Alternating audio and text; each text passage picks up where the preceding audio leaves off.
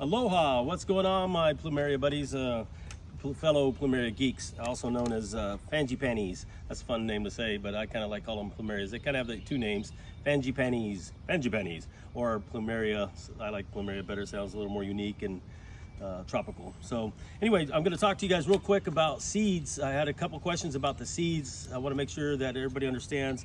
You know, we kind of they come off the seed pods.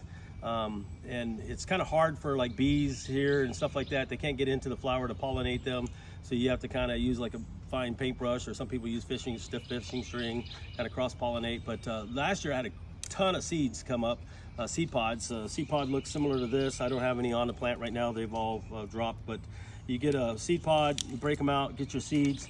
When you get the seeds out, they kind of look like this right here. There's the seed with a wing on it. I don't know if you can see that there. A seed with the wing on it, so when they drop and they get in the wind, they'll just blow and do their thing. But I'm going to kind of show you real quick typically, but when this was on the plant itself, and it takes about 5-6 months for them to get to the point where they're able to produce some seeds. Towards the end, I'll put a stocking over it or nylons over it, and that way it will catch the seeds. That's what I did here. Caught a bunch of seeds, probably between all the seed pods had 150, 200 seeds in those things. When you put the seeds, when I'm ready to plant them, I do a couple things. I'll put them in a glass of water for about 8 hours. You can see the ones on the top right here, those are considered non-viable and they're not going to do real well. These down here that sunk to the bottom, they got hydrated, the weight carried them down to the bottom, and they say those are the ones that are going to work. So I've a few people do this method here. Also, we'll keep them on, after I pull them off, I'll put them on a wet paper towel. I've tried a couple different ways. Here's another way. I'll wet them. I'll put them on a paper towel here. And if you come in and take a peek, just open them up. I haven't seen these yet either, but typically after about a week, they start to sprout a little bit. So this actually has been a really good way. Here's a really good one right here showing what I'm talking about. So that same seed right there is already sprouting. So all I have to do is just put it into the dirt, and it's pretty much going to go pretty fast. So this is my mystery seeds that I got from Maui a few weeks ago, or a week ago. So just putting them in there will help that process, get them going and get them sprouted. I'll kind of show you.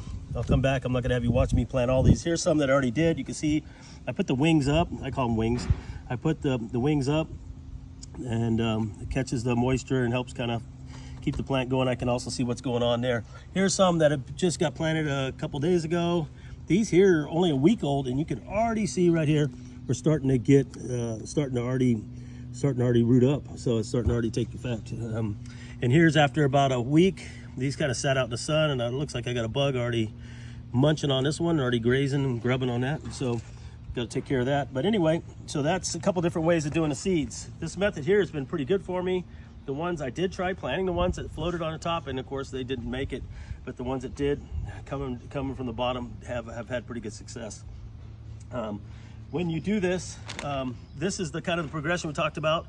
This is about a week old. This is today. This is about a week old. This is probably, no, actually this is only about 3 days old. This is about a week old, and they're already starting to sprout. Here's another one coming up here. Here's after about 2.5 weeks, 3 weeks, and then this big one here is ready to go into a cup, which this is what this one did. And then after about 3 or 4 months, that's what they come out. And then it's time to go into the big pot. So when I do this, just for the soil mixture that I use, again, I'm a big fan of the cactus mix. It has a lot of wood chips in there. It drains really well. More for succulent plants, things like that. You can use any kind of soil you want. Just make sure it's drainage. The drainage, I use the perlite. If you take a look in here, I kind of try to do about probably, they say to make a 50-50 mix. I like to mix it in, as long as you can see it quite a bit, and you have good drainage on your pots, like we talked last week. When I put one of these in here, I will use like a little soldering iron, and I will poke holes around it, even a couple in the bottom, because I want it to stay damp, but not like super wet. That way they don't root rot on you, because I did have that in the beginning. When I first started this whole venture, started with 1 or 2 plants. It's pretty addictive. So you're probably gonna start with 1 or 2, and then all of a sudden you're like me and have 50 with another 150 seeds coming on board. Started inventorying. Last week, I'll give you a quick update. Last week I had the cuttings that I got back from Maui, from Plumeria Gardens, from Doug over there in Plumeria Gardens in Maui. These are the cuttings. If you want to take a look over here, what we did is they're doing really well. You can see, here's one of them here. It's already starting to do real well. Again, I just keep it damp. I don't soak it. It just got its first watering since I planted it a few days ago, and it was very light just to keep it wet. We went ahead, we got an app that we use to catalog our plant. I want to know if it was a cutting, if I planted it from seed, what the variety was, you know, if it was like an intense rainbow or whatever, so I can know. I can go in here and I can look up P6 on our software and then look up and see where it came from, what island I got it from, or did I buy it as Jungle Jacks, whatever, or if you even got it at HEB or something. But so I put P6, put the name of it, and then I will have an idea of where it came from and how long I've had it, and you know, when I even fertilized it, if I want to go that deep into it. But like I said, all these cuttings right here are doing amazing and already starting to do real well. So biggest thing that they're not like you guys, you know, Plumerias are pretty straightforward. I wanted to give it, you know, a lot of stuff I heard about Plumerias were like taking care of them, or Southern California. Hear a lot of people in Hawaii, or you got Florida, but we're kind of in Texas, where I'm at, Northeast Texas, Tyler.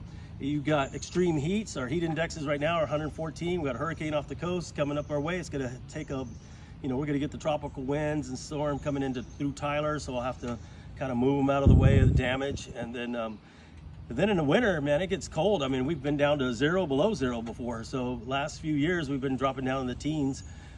So that'll do damage. You have to have the greenhouse. So I wanted to kind of give a perspective on how to take care of them in a place where they're really not meant to be, but they bring so much joy, and love taking care of them, and really enjoy it. So I wanted to give that perspective of how to take care of them in a zone 8, zone 8 AA 8B, on how that works. But hopefully this information, you guys, you'll find it useful, you know, from everything from capturing the seeds with the stocking to planting them to taking care of them. You know, I've had spider mice I've had to deal with. Right now I've got sunburn going. So next week we'll do a thing on how to take care of the trunk of the tree, and then also the trunk of the plant, and then also the leaves, so we don't get them sunburned. But if this video helps you, you know, hit that like button, subscribe to my channel as we kind of grow it, and we'll just kind of go from there. But I just want to hope you guys have had a great 4th of July, had a great weekend.